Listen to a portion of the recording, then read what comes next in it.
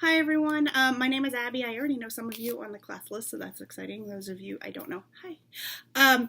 I was a teen in the late 80s, early 90s. We didn't have pagers. We didn't have cell phones, of course. I think our town doctor is the only person that had a pager, and it only had a number to the hospital. So, yeah. I remember being on the phone all the time. When I was at home, I was on the phone. My parents used to have the same conversations with me as I have with my children now with their texting. You are on your phone entirely too much. Yeah.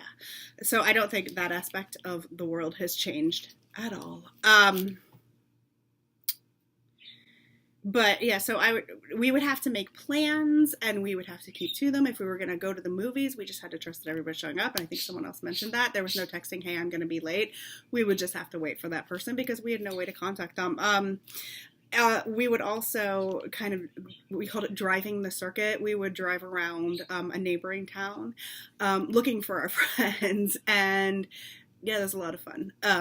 I don't think my kids don't. I have an 18-year-old and a 14-year-old as well as a 12-year-old, but my teenagers don't do that. So I think that aspect has changed a lot. In class, I know that a lot of kids text during class. This is how we texted. And I wanted to fold this because I wanted to see if I could still do it. And I could. And I was kind of proud of myself. We would write notes on and then fold them up and make them look like this, and then hand them out to our friends in the hallways. Or if our friend was next to us, in the desk next to us, we would just give them the note or like throw it over onto the desk or something like that. So we were always in constant contact.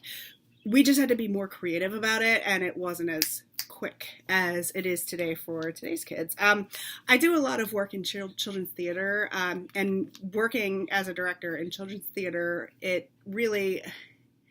you really get to know the kids. You spend one tech week of every single day for 8 hours a day with a group of kids. You really get to know them well. And so yeah, they still have their phones. They're just not calling each other. They're not actually talking to each other on their phones, which is it's funny. They use apps. They don't, my kids don't even text on the texting mechanisms on their phones.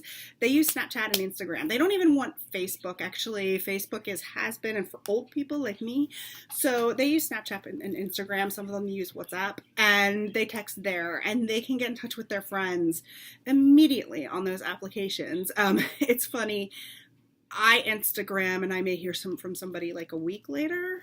My kids Instagram, and they are already there talking. But for me, it's the same thing with Facebook. Like, I can get a hold of my friends at any time on Facebook. My kids can't because their friends are not on Facebook. It's been abandoned by that age group. So I find that interesting. And they use a lot more abbreviations. However, we use abbreviations as well, like TTFN, Ta-ta for now, from Winnie the Pooh, things like that. So that's not exactly completely new, but it is how much they use it is new. And I do teach homeschool. I teach homeschool English. So I teach at one location and students come to me once a week. And I have gotten papers that were full of these abbreviations, which is really upsetting. So yeah, they need to be taught not to do that. The other thing is about the misspellings. Someone else mentioned misspellings in papers. Oh, so much so. And you want to know why?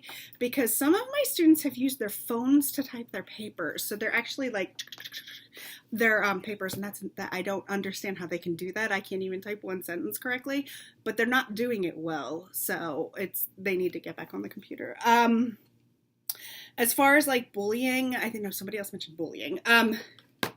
Bullying happened then. Bullying happens now. I think that it is worse now because kids sometimes can't make that leap that there is another person on the other side of the screen. And so they actively go out and try and troll other kids. So that is a difference. We had mean girls in high school that, spread rumors and things that weren't true. But I just feel like it's heavier now and it's more serious now. So yeah, communication for teens is completely different now. At the same time, it's the same. So thanks.